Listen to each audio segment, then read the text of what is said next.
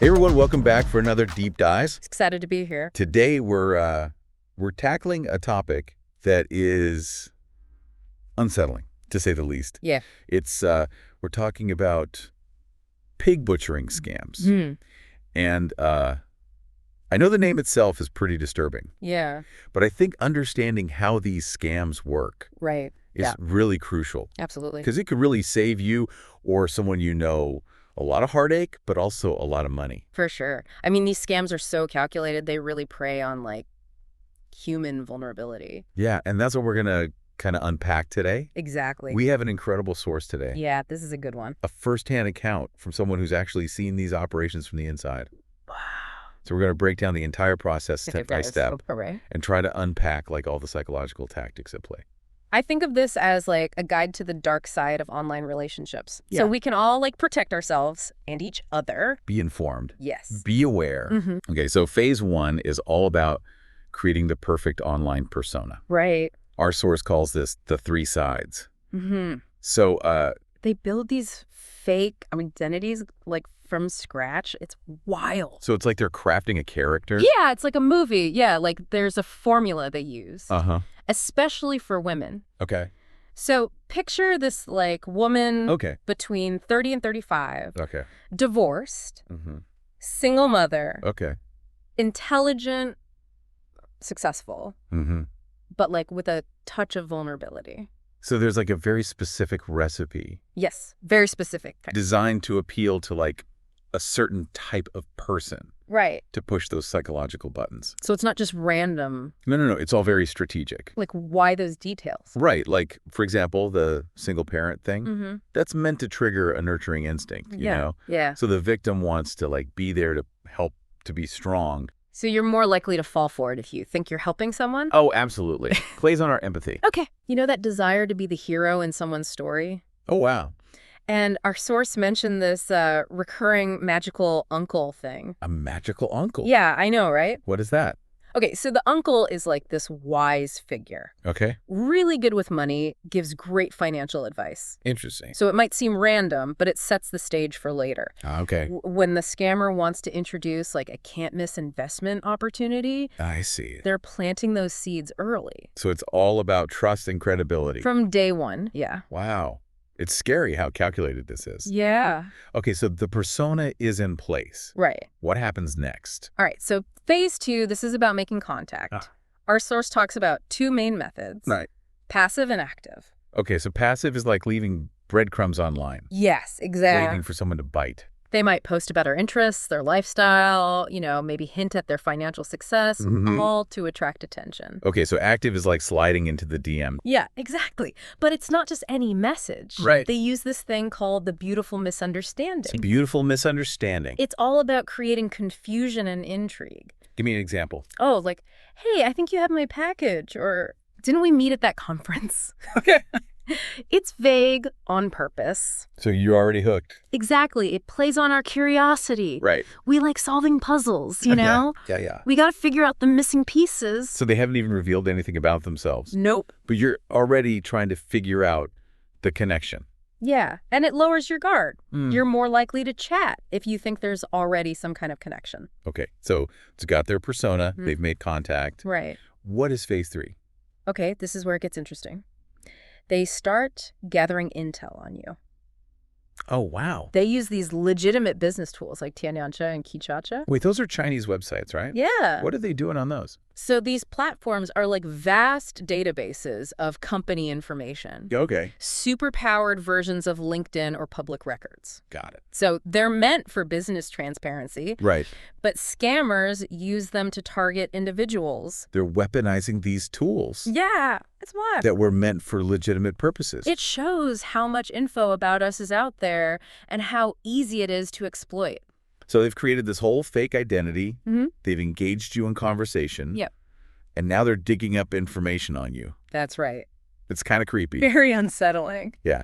And it sounds like all of this is setting the stage for phase 4, where they really start to lay on the charm. Oh, yeah. That's where it gets really good or really bad, depending on how you look at it. We're going to get into that in just a moment, but first we got to take a quick break. We'll be right back. Don't go anywhere. Welcome back. All right, so we're talking pig butchering. We've been talking about how these scammers, Right. they build their personas Yes. and gather information on their victims. It's scary stuff, right? But we're just getting started. Yeah. Phase 4 is all about like cultivating that trust, Uh-huh. building an emotional connection. Yeah, And I think that's what makes these scams right. so effective Absolutely. and so heartbreaking. It really is. So how do they go from like Right. just casual conversation to something deeper?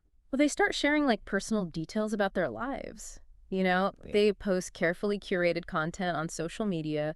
They engage in conversations that make them seem like relatable and genuine. So they're basically grooming their victim. Yeah, grooming. That's a word we hear a lot in true crime, Right. but it's worth defining here. Absolutely. So grooming is like the process of manipulating someone, often a child, Right. into a position where they can be abused. Right. And in this context, it's about building trust and emotional dependency to the point where the victim is just vulnerable to manipulation. So they're not just trying to be friends. Yeah. They're trying to gain power and control. Exactly. Power and control. And they might even use like specific tactics Yeah. to try to like elicit sympathy Uh-huh. and accelerate the relationship. Right. Our source mentioned this accidental injury tactic. Accidental injury. Yeah, so they'll send you like a photo of a minor cut or a sprain and say, oh, you know, I was cooking or I was taking care of my child and Playing on your instinct to care for someone exactly, you want to help. who's hurt. Right. It triggers that concern, that protectiveness Right. makes you more likely to offer support and comfort. And it also plays into that whole reciprocity thing. Oh, yeah, for sure. Reciprocity is the idea that when someone does something nice for us, we feel obligated to return the favor. Right. So even a small act of kindness from the scammer Right. can make the victim feel indebted to them Right. and more susceptible to manipulation. Wow. It's also subtle It is. and insidious. Very much so. It's like they're weaving a web Mm-hmm. and you don't even realize you're caught in it until it's too late. Exactly. And once they've established that trust, Right. that emotional connection, Yeah. it's time for phase 5. Okay. The confession and dream weaving. This is where things get even more manipulative. Oh, yeah. Buckle up. Okay. So they might use a technique called the drunken confession. Okay, drunken confession. Yeah. So imagine you get a late night message Uh-huh. from them pretending to have had a few drinks, Okay. and suddenly they're pouring their heart out to you. So they're revealing like their deepest fears and desires. Yes, things they wouldn't normally share. With someone they just met. Exactly. It creates this false sense of intimacy, Mm-hmm. and it accelerates the relationship dynamic Right. in a way that wouldn't happen naturally. So they've got you emotionally invested, Hooked. and then they start weaving these elaborate dreams with you. Yes. What kind of dreams? They might talk about traveling together, starting a business, even getting married someday. Oh, wow. These dreams are tailored to the victim's aspirations and desires, you know, tapping into their deepest longings for connection, belonging, a sense of purpose. It's like they're creating this perfect fantasy world. Exactly, a world where all your problems disappear and all your dreams come true. Yeah. And because they've spent weeks, sometimes even months, building that foundation of trust, the victim is more likely to believe it, Right. to buy into the fantasy. It's heartbreaking It is that to they're me. preying on people's hopes and dreams. It's what makes these scams so devastating. The victims aren't just losing money. They're losing a Right. part of themselves.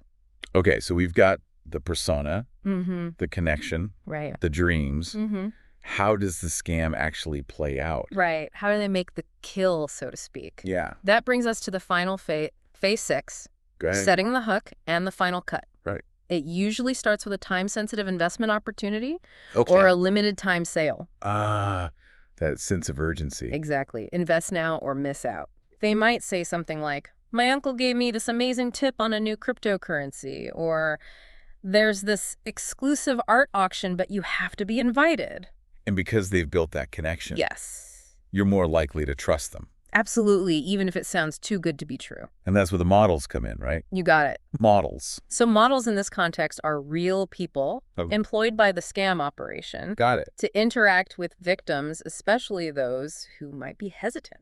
So it's not just some faceless person behind a computer screen. Nope, it's a real human being.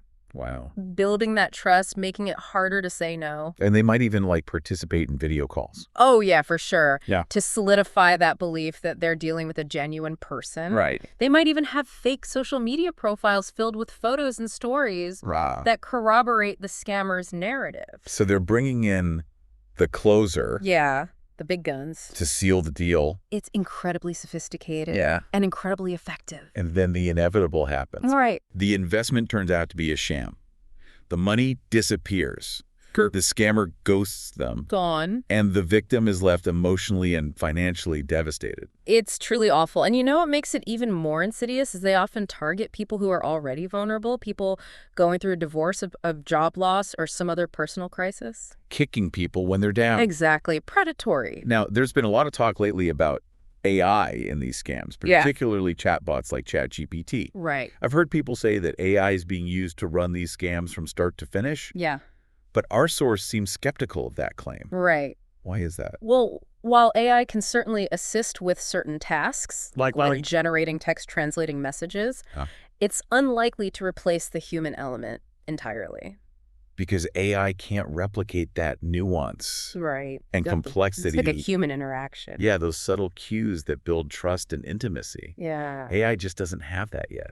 Our source also mentioned the challenges of using AI for translation. Oh, yeah. Even the most advanced tools can't always capture those subtleties of language and culture. It can make the scam sound unnatural. Yeah, clunky. So it's about more than just words. For sure, language is embedded with cultural context, idioms, humor, Right. things that AI still struggles with. So while AI might play a supporting role, Yeah, it's still the human element, right. the greed, the The manipulation dark side of humanity. that drives these scams. Absolutely. And as technology advances, so too will the sophistication of these scams. Right. So we need to stay vigilant, be aware of the tactics, and always question anything that seems too good to be true. What's the biggest red flag to watch out for? You know, if you could boil it down to one thing, Yeah. our source says it's the very nature of the initial encounter. Okay. If someone you've never met suddenly reaches out to you online and starts professing their love or showering you with compliments, Right. wouldn't that seem a little suspicious? It would definitely raise some red flags for me. Right, especially if they start talking about investment opportunities right away. Exactly. So avoid shortcuts. Yes. Be wary of those sudden intense connections online. Mm-hmm. And protect yourself from financial exploitation. Words to live by. Trust your gut. Always. If something feels off, Yeah. it probably is. Most likely. And you know what? There's another layer to this. Okay. The role of education and awareness. Right. In an increasingly digital world where so many of our interactions are happening online, how can we better equip ourselves and others to recognize and avoid these sophisticated scams? That's a great question, and one we'll explore further in just a moment.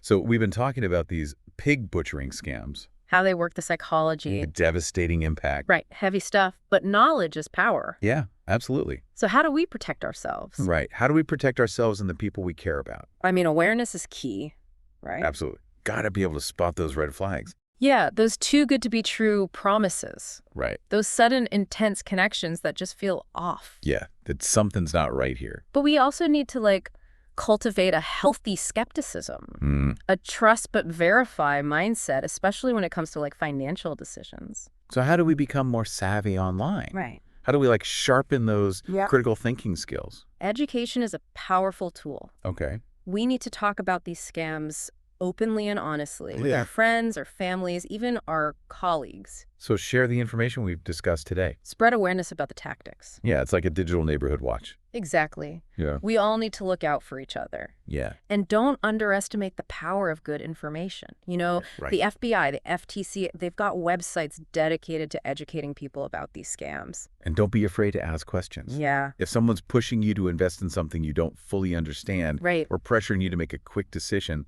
that's a huge red flag. Huge. Talk to someone you trust, Yeah. a friend, a financial advisor, even law enforcement. Absolutely. It's always better to err on the side of caution. Always. And if you think you or someone you know might have already fallen victim to one of these scams, Right. there's help available. Don't hesitate to reach out. Please reach out for support. You know, one thing that's really struck me throughout this deep dive Yeah. is just how calculated these scammers are. It's incredible. They exploit our human need for connection, Yeah. for belonging. That desire to be loved, to be seen. It's like they're weaponizing our emotions against us. It's really insidious, but you know what? Yeah. By understanding their tactics, by arming ourselves with knowledge and awareness, we can fight back. Yeah, absolutely. We can disrupt their schemes and protect ourselves and our communities. So as we wrap up this deep dive, I want to leave you with this thought. Okay. In an increasingly digital world, Right. where so many of our interactions happen online, it's more important than ever to be vigilant. Think critically and prioritize your digital safety. You got it. Remember, true connection takes time. It does. Don't be afraid to slow down. Ask questions. Trust your instincts. Trust your gut. If something feels off, it probably is. Most likely. Thanks for joining us for this deep dive Appreciate it. into the dark side of the internet. Stay safe out there, everyone.